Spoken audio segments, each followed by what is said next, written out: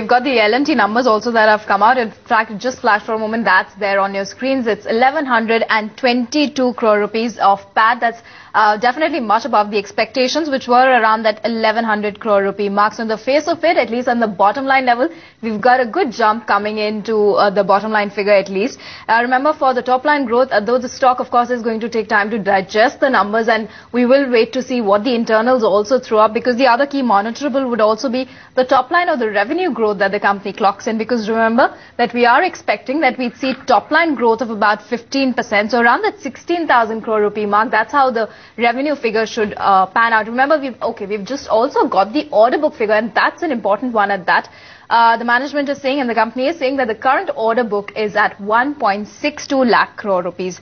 Darshan Mehta also joins in then to, of course, break down the numbers in greater detail. Darshan, on the face of it, though the top line seems to have disappointed slightly, it's the profitability that seems to be holding steady. Well, at this point of time, if you look at it, it seems like a weak number on the top line, because, you know, when they're saying that they have a revenue guidance of 15 to 20%, revenue growth is just 10%. So there are some serious concerns as far as the top line is concerned.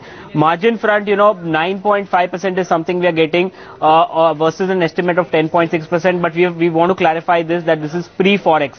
We don't know what the forex amount is, because L&T will have some kind of forex loss, which the management will tell in the conference call. So clearly, when they address the media. So at this point of time, you cannot take 9.6 as face value. There will be some kind of forex loss that will come in, which we will see the margins getting appreciated. The other factor is, even on the bottom line, it seems that the other income is extremely higher. That is why, you know, if you're seeing the other income, I'm seeing it's at almost 530 crores versus 423 crores last year and almost 327 crores last quarter. So even it is other income that has boosted the bottom line of L&T. Apart from it, if you're seeing the individual breakup, it is mainly the engineering and construction division which has, as we had spoken, getting the revenues for L&T at this point of time. But there seems to be a lot of problems faced by L&T as far as the other two division is concerned, because electronics and electricals have seen marginal increase in revenue, while there is a big decline on the heavy engineering.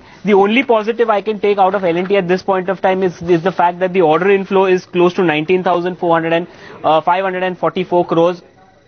They had actually gone ahead and displayed orders for 10,000 crores. The street had anticipated close to 8 to 9,000 crores of fresh order of undisclosed orders. Now that has actually come in. So on the order book front, they look that they will actually go ahead and meet the 80,000 crore revenue guidance, order inflow guidance. But remember, this is also on the lower end. You know, they had initially said 15 to 20%, but this is the 15%. So it will be very important for L&T now, the management, to clarify whether they will be able to meet this 15% guidance or they will fall short. Also, we need to find out whether any kind of order cancellation has happened or not, because in the last quarter itself, there was some order cancellation that had happened. On the face of it, it looks like a weak order, but on the earnings front, but on the order inflow, it has actually managed and delivered.